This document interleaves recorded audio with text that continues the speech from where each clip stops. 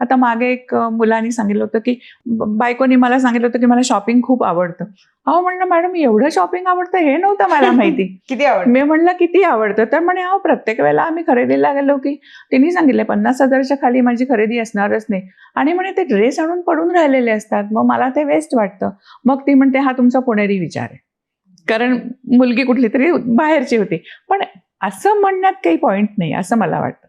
सध्या materialistic versus minimalistic असं पण कपल्स असे खूप असतात बघायला ना. मिळतात. पण असे असले तर मग अशा काही गोष्टी ह्या प्री मॅरेज काउन्सिलिंगमध्ये जेव्हा आम्ही आता असेसमेंट केली जाते खरं सांगायचं तर. एक ती व्यक्ती माझ्यासमोर बसली आहे, तर तिच्या काय आवडी-निवडी आहे, तिचे ॲटिट्यूड्स काय आहे, ती विचार कशी करते, ती वाढलेली कशी आहे, तिची पार्श्वभूमी काय आहे, आई-वडील कसे, संस्कार किंवा आपण म्हणतो की ह्या गोष्टी माझ्या अंगवळणी आहेत. म्हणजे काय त्या सिस्टममध्ये आहेत माझ्या.